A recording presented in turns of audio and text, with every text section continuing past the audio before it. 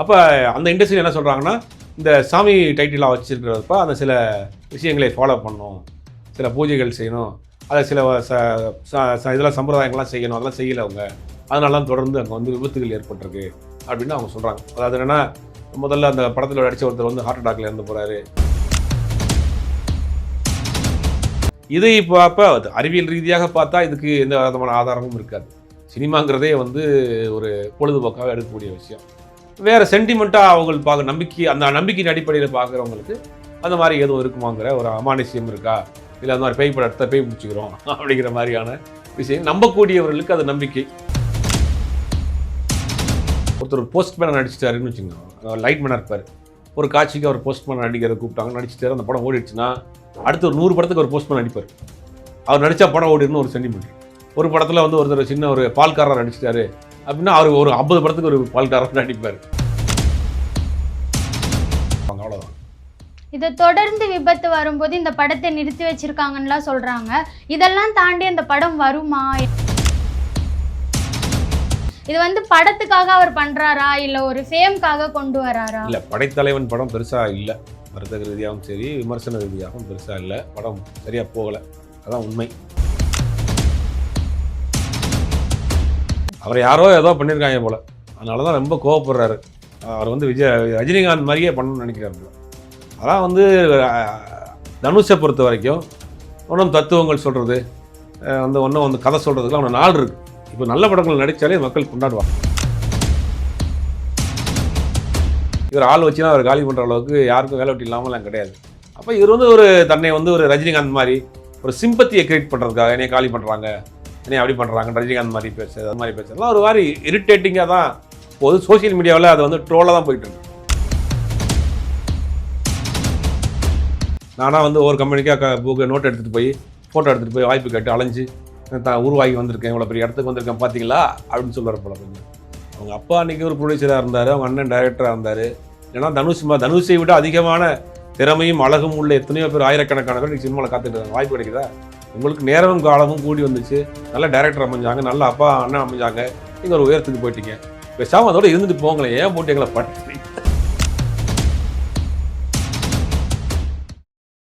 காந்தம் மீடியா நேயர்களுக்கு வணக்கம். நான் உங்கள் விஜய் யாஸ்மின். இன்னைக்கு நம்மளோட சீஃப் கெஸ்ட் யாருன்னு பார்த்தீங்கன்னா பத்திரிகையாளர் ஜுபேர் சார் அவர்கள் தான். வணக்கம் சார், எப்படி இருக்கீங்க? நல்லா இருக்கு சார். காந்தாரா படம் வந்து பயங்கர ஹிட்டு கொடுத்துச்சு. அதை தொடர்ந்து பார்ட் 2 எடுக்கிறப்போ தொடர்ந்து பல உயிர் பலிகள், விபத்துகள்லாம் நிறைய நடக்குது. அதை எப்படி பார்க்குறீங்க சார்? இல்லை, சினிமாவில் ஒரு சென்டிமெண்ட் இருக்குது.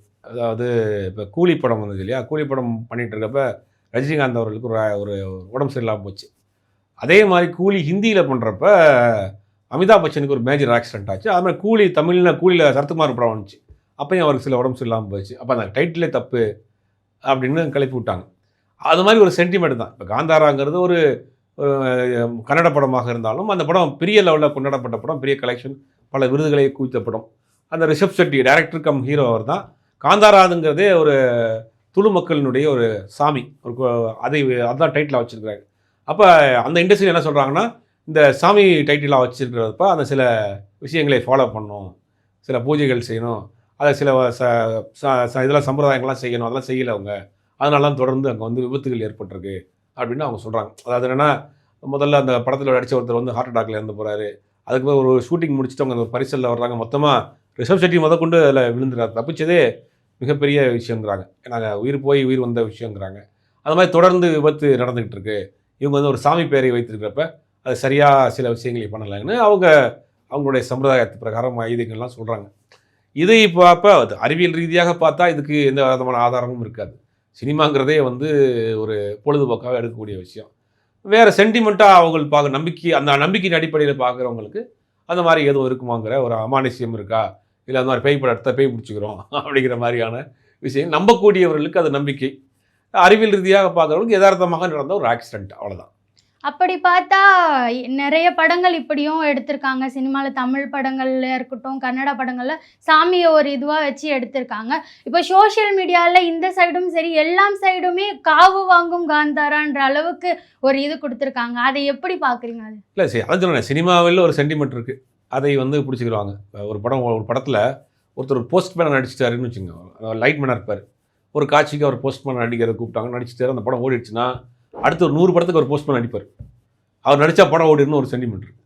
ஒரு படத்தில் வந்து ஒருத்தர் சின்ன ஒரு பால்காரர் நடிச்சிட்டாரு அப்படின்னா அவர் ஒரு 50 படத்துக்கு ஒரு பால்காரர் நடிப்பார். ஒரு போலீஸ் கேரக்டர் போட்டாருன்னா நிறையா தொடர்ந்து போலீஸ் அவர் நடித்தா படம் ஓடிடும். சென்டிமெண்ட் நிறைந்த உலகம் தான் சினிமா. இப்போ நம்ம கேமராங்கிறது யாரோ கண்டுபிடிச்ச ஒரு சாதனம். அதுக்கு நம்ம சூடம் காட்சி இதெல்லாம் நம்பிக்கையில் பண்ணுறாங்கல்ல. அப்போ ஒவ்வொருத்தவங்களுக்கும் ஒரு நம்பிக்கை. அது நம்பிக்கை இருக்கிறவங்களுக்கு நம்பிக்கை, நம்பிக்கை இல்லாதவர்களுக்கு அறிவியல். அந்த மாதிரி தான் பார்க்கணும். சினிமாங்கிறது வந்து முழுக்க முழுக்க சென்டிமெண்ட் நிறைந்த உலகம். இன்றைக்கி பெரிய உச்சபட்ச நடிகர்கள், பல நடிகர்கள், ஜோசியக்காரர்கள், அவருடைய ஆன்மீக குருமார்கள் சொல்கிறத கேட்டு தான் என்ன கலர் ட்ரெஸ் போடுறதே முடிவு பண்ணுறாங்க, எந்த படத்தில் நடிக்கிறதே முடிவு பண்ணுறாங்க, கட்சி ஆரம்பிக்கிறதே அவங்க சொல்லி தான் முடிவு பண்ணுறாங்க, அந்த கட்சிக்கு என்ன கலர் வைக்கணுங்கிறது கொண்டு தான் முடிவு பண்ணுறாங்க. மாநாடு நடத்துறதுக்கு தெற்க திசையில் வடக்கு நோக்கி அப்படி இப்படிலாம் போட்டு அவங்க போட்டு கொடுக்குற கட்சை எடுத்துக்கிட்டு போய் இடத்த கண்டுபிடிச்சி மாநாடு நடத்தக்கூடிய அளவுக்கு இன்றைக்கி சினிமாவோட ஆட்கள் வந்து அந்த மாதிரியான விஷயங்களில் மூழ்கி போய் கிடக்குறாங்க.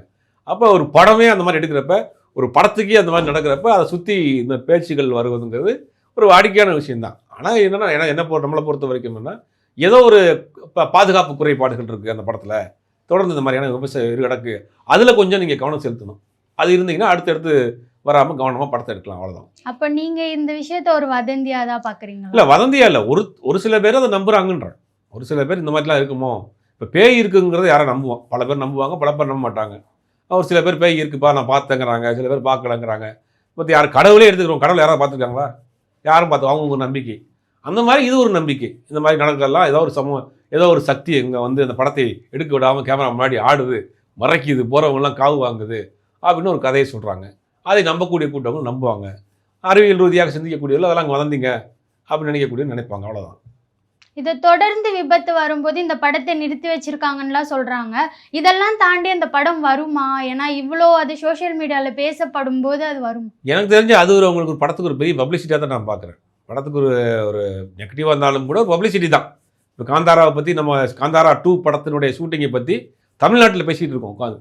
அப்போ அந்த படத்தை கொண்டு போய் சேர்த்துட்டோம்ல, அது அவங்களுக்கு ஒரு பப்ளிசிட்டி தான். படத்தை ட்ராப்லாம் பண்ண மாட்டாங்க, பண்ணுவாங்க. சில காலம் கொஞ்சம் கேப் விட்டுட்டு அடுத்த கட்டம் நடக்கும்.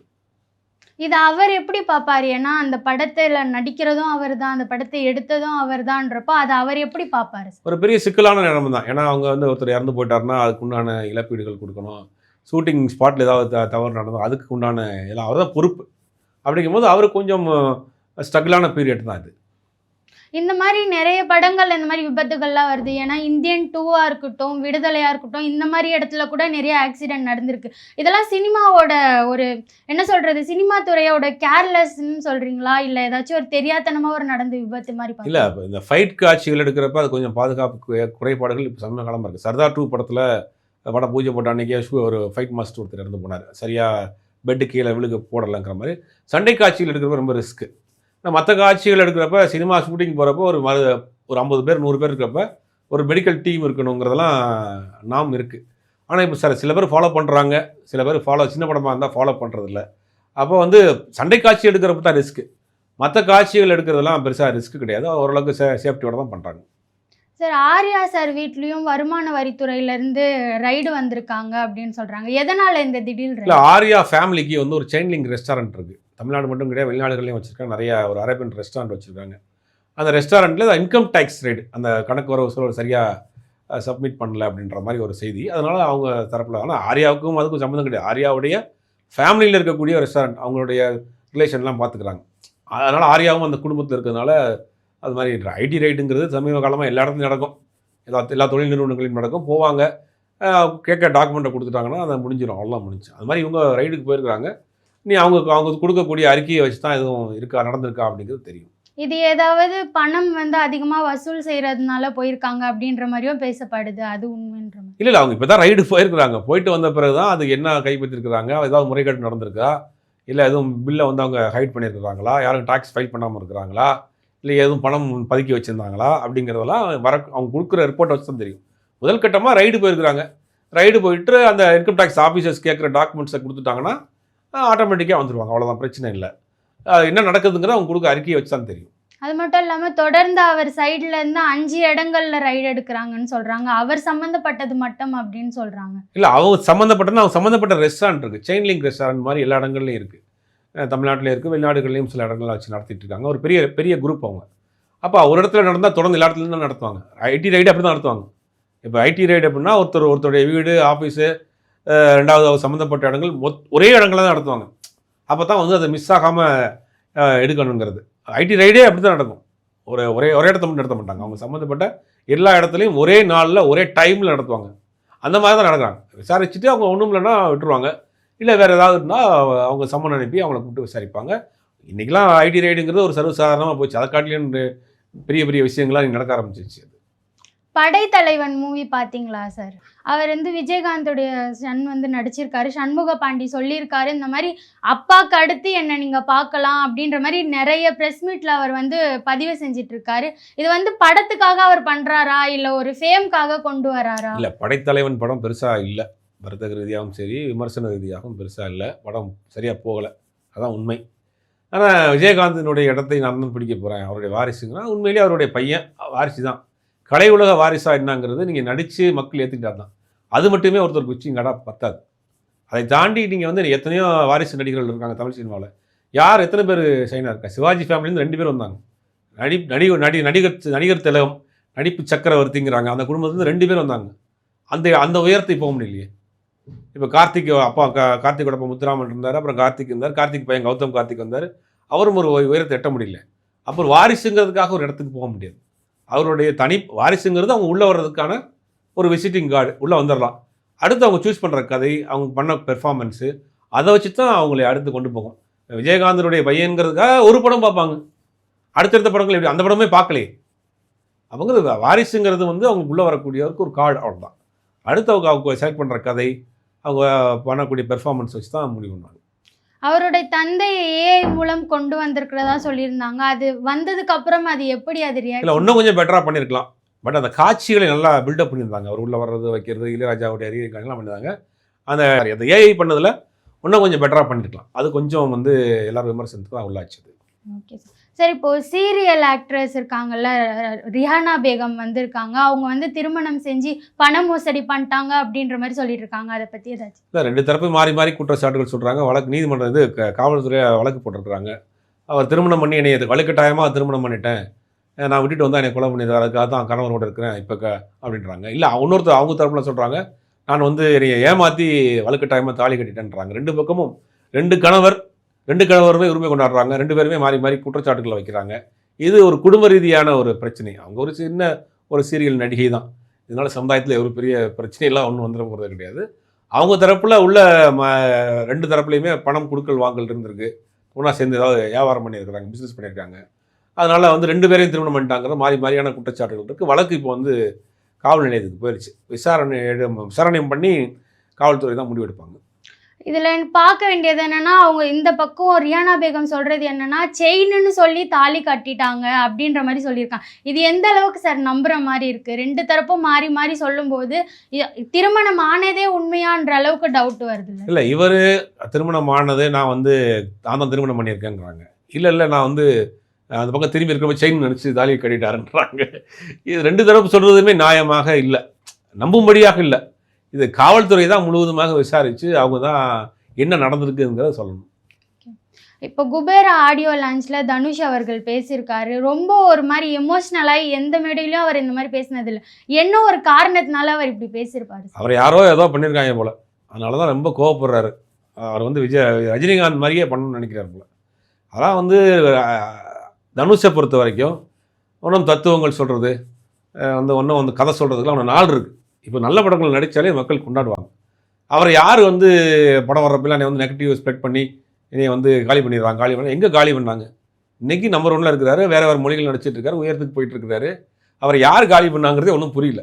சோஷியல் மீடியா திறந்தா நேற்று ஃபுல்லாக அவனை யார் காலி பண்ணா, யார் உன்னை டார்ச்சர் பண்ணா எனக்கு சொல்லுன்றாங்க. அப்போ இது ஒரு இமேஜை கிரியேட் பண்ணுறதுக்காக தனுஷ் பேசியிருக்காரான்னு தெரில எனக்கு. அதெல்லாம் ஒன்றும் நாள் இருக்குது. அவர் நடிக்கிற வேலையை அடிச்சுட்டு போனால் நல்ல படங்கள் தான் பார்க்க போகிறாங்க. இவர் ஆள் வச்சுன்னா அவர் காலி பண்ணுற அளவுக்கு யாருக்கும் வேலை வெட்டி இல்லாமலாம் கிடையாது. அப்போ இவர் தன்னை ஒரு ரஜினிகாந்த் மாதிரி ஒரு சிம்பத்தியை கிரியேட் பண்ணுறதுக்காக என்னை காலி பண்ணுறாங்க, என்னை அப்படி பண்ணுறாங்க, ரஜினிகாந்த் மாதிரி பேசுறது, அது மாதிரி பேசுறதுலாம் ஒரு மாதிரி இரிட்டேட்டிங்காக தான் போகுது. சோஷியல் மீடியாவில் அது ட்ரோலாக தான் போயிட்டுருக்கு. உனக்கு என்னப்பா பிரச்சனை, உனக்கு யாருப்பா பண்ணா, எங்கள்கிட்டயாவது சொல்லு அப்படின்ற மாதிரி ஆகிட்டாங்க. அப்போ இதை தன் மேலே ஒரு சிம்பத்தியை கிரியேட் பண்ணுறதுக்காக இந்த விஷயங்கள்லாம் பேசிகிட்டு இருக்காரு. அது வந்து வேறு மாதிரி தான் முடியும். யார் இந்த விஷயங்கள்லாம் தனுஷுக்கு பணம் சொல்லி சொன்னாங்கன்னு தெரியல. இது வந்து நயன்தாரா அவர்களை வந்து தான் அவர் சொல்றாரு ஸ்டேஜ்ல. அவங்களுக்கு அது பதிவு பண்ணணுன்றதுக்காக தான் இந்த அளவுக்கு பேசியிருக்காருன்ற மாதிரியும் சொல்லி. இல்லை, அது ஒரு வரையிலே சொல்லிட்டு போயிருக்கலாம். நான் இவ்வளோ பெரிய கூட்டத்தை உருவாக்கி வச்சுருக்கேன், நான் தான் வந்தேன் அப்படின்னு நிறையா சொல்கிறாரு. என்னமோ அவரை வந்து அழிக்கிறதுக்கு ஒரு கூட்டம் பெரிய அளவில் வேலை பார்த்துட்டு இருக்கிறாங்க மாதிரியே அவர் பேசிக்கிட்டு இருக்கிறாரு. நயன்தாராவை சொன்னால் நயன்தாராவும் அவங்களுக்குள்ள பிரச்சனைலாம் இன்றைக்கி அது போயிடுச்சு. கொஞ்சம் நாளாக சரியானாலும் ஆயிரும். அதுக்காக இவ்வளோ எமோஷனல் ஆக வேணாமே, ரஜினிகாந்த் மாதிரியெல்லாம் பேச வேணாமே. அதுதானே இன்றைக்கி பெரிய ஒரு விவாதமாக போயிட்டுருக்கு. அவர் வந்து இஎம்ஐயை பற்றியும் பேசியிருக்காரு. அந்த 1 கோடி இருக்கிறவனுக்கு 2 கோடி பிரச்சனை அப்படின்ற மாதிரி சொல்லியிருக்காரு. எதனால அந்த அளவுக்கு மூழ்கி அப்படி அவர் ஒன்றும் அது மட்டுமா சொன்னார். நான்லாம் சாப்பாட்டுக்கே கஷ்டப்பட்டேன், நானாக தனியாக வளர்ந்தேன், சினிமாவுக்குள்ள வடவழியில் படுத்து கிடந்தேன், ஒவ்வொரு கம்பெனிக்காக புக்கு எடுத்து அதெல்லாம் அதெல்லாம் சொல்லுவார் போல். நானாக வந்து ஒவ்வொரு கம்பெனிக்காக புக்கு நோட் எடுத்துகிட்டு போய் ஃபோட்டோ எடுத்துகிட்டு போய் வாய்ப்பு கேட்டு அலைஞ்சு உருவாகி வந்திருக்கேன், இவ்வளோ பெரிய இடத்துக்கு வந்திருக்கேன் பார்த்தீங்களா அப்படின்னு சொல்லுவார் போல். கொஞ்சம் அவங்க அப்பா அன்றைக்கி ஒரு ப்ரொடியூசராக இருந்தார், அவங்க அண்ணன் டைரக்டராக இருந்தார். ஏன்னா தனுஷை விட அதிகமான திறமையும் அழகும் உள்ள எத்தனையோ பேர், ஆயிரக்கணக்கான பேர் இன்றைக்கி சினிமாவில் காத்துட்டு இருக்காங்க. வாய்ப்பு கிடைக்குதா? உங்களுக்கு நேரமும் காலமும் கூடி வந்துச்சு, நல்ல டைரக்டர் அமைஞ்சாங்க, நல்ல அப்பா அண்ணன் அமைஞ்சாங்க, நீங்கள் ஒரு உயரத்துக்கு போயிட்டீங்க. பேசாமல் அதோட இருந்துட்டு போங்களேன், ஏன் போட்டு எங்களை படுத்துறீங்க? அந்த வார்த்தை தான் சொல்கிறது. அதாவது தனுஷ் பட்ட கஷ்டம்னா பெரிய கஷ்டம் கிடையாது, அதை விட கஷ்டம் சினிமாவில் பட்டுட்டு இருக்காங்க. எதிர்காலமே தெரியாமல் எத்தனையோ பேர் ஒன்றும் இன்றைக்கி வந்து தத்தளிச்சுட்டு இருக்காங்க. ஒரு படம் 2 படங்களில் நடிச்சுட்டு உங்களுக்கு சரியான வாய்ப்பு வந்திருக்கு, நீங்கள் ஒரு உயரத்துக்கு போயிட்டீங்க, அவ்வளோதான். உங்களை கொண்டாடுறாங்க, ரசிக்கிறாங்க மக்கள், அதோட நிப்பாட்டிங்க, அவ்வளோதான். நீங்கள் வந்து ரொம்ப கஷ்டப்பட்ட மாதிரிலாம் காமிச்சு ஒரு ஒரு ஒரு சிம்பத்தியை கிரியேட் பண்ணி பில்டப் பண்ணி என்ன நம்மனா நீங்கள் தேர்தலில் அடிக்க போகிறீங்க, எலெக்ஷனாக வரும்போது ஓட்டு கேட்டு நீங்கள் மக்களை கவர்ந்தெழுக்க போகிறீங்க. நடிகராக இருக்குங்க, நல்லா நடித்தா படம் பார்க்க போகிறாங்க, இந்த சிம்பத்தி தேவையில்லையே. அந்த இஎம்ஐ விஷயத்தை வச்சு அந்த படத்தோட நடிகர் ராஷ்மிகா கிட்டேயும் அவர் ஏதோ அட்வைஸ் மாதிரி அவரோட கருத்தை சொல்கிற மாதிரி, இந்த மாதிரி நீங்கள் அதெல்லாம் பெருசாக எடுத்துக்காதீங்க, நீங்கள் வந்து உங்களோட லக்கில் தான் வந்தீங்கன்னு தேவையே இல்லாமல் ஒரு பதிவு பண்ண மாதிரி இருந்துச்சு இல்லை சார்? இந்த இஎம்ஐனே அதாவது மாதம் 30,000 சம்பளம் வாங்கி 10,000 வீட்டு வாடகை கட்டுறாரு. 10,000 வந்து இந்த ஃபோன் பில்லு இதெல்லாம் கட்டிட்டாப்புல, மிச்சம் 10,000 வச்சு தான் லைஃப்பை வந்து ஓட்டுறாரு. அந்த அளவுக்கு தான் இன்றைக்கி தனுஷனுடைய எல்லாமே உண்மையிலேயே வருத்தமாக தான் இருக்குது. ஏன்னா இஎம்ஐ கட்டி வாழ்க்கையை ஓட்டணுங்கிறது. அதில் வந்து ராஷ்மிகா அவர் சொல்கிறார், நீங்கள் வந்து இஎம்ஐலாம் வாங்கிடாதீங்க அப்படின்ற மாதிரி அந்த அட்வைஸும் கொடுக்குறாப்புல. இதெல்லாம் யார் சொன்னால் யாராவது நம்புவாங்க அதெல்லாம்? அதுவும் இல்லாமல் அவங்கள வந்து திரும்ப திரும்ப அதையே சொல்லிட்டு இருந்தார் சார். அந்த ஸ்டேஜ்லேயே வச்சு அவங்கள வந்து நீங்கள் லக்குனால வந்திருக்கீங்க, உங்களோட திறமை இருக்குது அப்படின்ற மாதிரி சொல்லும்போது ஏதாச்சும் அவங்களுக்கு நடந்திருக்குமா அந்த விஷயத்தை? இல்லை, தனுஷை பொறுத்த வரைக்கும் அங்கே தன்னை ஒரு ரஜினிகாந்த் தான் நினச்சிக்கிட்டார். தன்னை ரஜினியாக நினச்சி எல்லாருக்கும் அட்வைஸ் பண்ணுறது, ரசிகர்களுக்கு அட்வைஸ் பண்ணுறது. நான்லாம் எப்படி ஒரு கண்டக்டராக இருந்து எப்படி வந்தேன் தெரியுமா, இவ்வளோ பெரிய ஒருத்தர் வந்து தெரியுமா, ரஜினி பேசுவார்ல, அதே மாதிரி நானாக தனியாக வந்தேன், நீங்கள் தனியாக வந்தீங்களா, உடனே 1000 பேர் இருக்காங்க சினிமாவில், 1,00,000 பேர் இருக்காங்க. அன்றைக்கி உங்கள் அப்பா வந்து ஒரு மிகப்பெரிய ரிஸ்க் எடுத்தார். அன்றைக்கி அந்த படம் ரிலீஸ் ஆகிறப்ப எங்களுக்கு தெரியும், முதல் நாள் நைட்டு வரைக்கும் என்ன பஞ்சாயத்து நடந்தது போது எனக்கு தெரியும். துள்ளுவதில்லை படம் நடந்தப்போ எத்தனை கம்பெனிகளுக்கு பெண்டிங் வச்சுருந்தாங்க, எவ்வளோ வாழ்க்கையை ரிஸ்க் எடுத்து படம் பண்ணார் பையனை கொண்டு வரணும்னு. அந்த படம் பெருசாக போச்சு. அதுக்கு பிறகு நல்ல டேரக்டர் அமைஞ்சாங்க. இன்றைக்கி வந்துட்டீங்க, அதுக்கப்புறம் உங்களுக்கு ஒரு கால நேரங்களில் எல்லாம் சரியாக வந்து அமைஞ்சிச்சு. இன்றைக்கி வந்துட்டு ஒரு ரஜினிகாந்த் மாதிரியே நம்மளும் எல்லோரும் அட்வைஸ் பண்ணணும், நம்மளும் ஒரு தத்துவம் சொல்லணும், நம்மளும் ஒரு ஆள் ஆகணும் அப்படின்னு பண்ணுறோம். அது கொஞ்சம் நாள் இருக்குது, அதுக்கு இன்னும் நாள் இருக்குது, நீங்கள் போக வேண்டிய தூரம் இருக்குது. ரஜினிகாந்தே 50 வயசுக்கு மேலே தான் கதை சொல்ல ஆரம்பிச்சார், அதுக்கு நல்லா அமைதியாக தான் இருந்தார். அதனால் ஒன்றும் கொஞ்சம் கால் இருக்குது, போகிற காலங்களில் மாற்றிட்டு வரணும்னு நினைக்கிறேன். இந்த மாதிரி விஷயங்களை எதுக்கு சார் கொண்டு வராரு? அவர் அட்வைஸ் பண்ணுறதா இருந்தால் பண்ணிட்டு போகணும். அவரோட வாழ்க்கைக்கு, ஏன்னா இத்தனை வருஷமாக அவரை பார்த்துருப்போம், இந்த மாதிரியெல்லாம் அவர் சொன்னது கிடையாது இல்லை. இப்போ அதான் ஒரு சிம்பத்தியை கிரியேட் பண்ணுறது தான். நான் எப்படி சினிமாவில் வந்து தானாக உருவாகி மேலே ஒரு இடத்துக்கு வந்திருக்கிறேன். ரஜினிகாந்த் சொல்லுவார்ல போகிறதுலாம், நான் வந்து கண்டக்டராக இருந்து நான் கஷ்டப்பட்டு பாண்டியபுரம் நடந்து போயெல்லாம் வந்தேன் அப்படிங்கிற மாதிரி, அதே மாதிரி இவர் ஒரு கதை சொல்கிறார், நான் இந்த மாதிரி தான் வந்தேன், நான் தனியாக உருவாகியிருக்கேன் அப்படின்னு இவர் ஒரு சிம்பத்தியை தன் மேல் கிரியேட் பண்ணுறதுக்காக பண்ணிட்டு இருக்காரு. சினிமாவை பற்றி நிறைய விஷயங்களை ஷேர் பண்ணிங்க. நன்றி.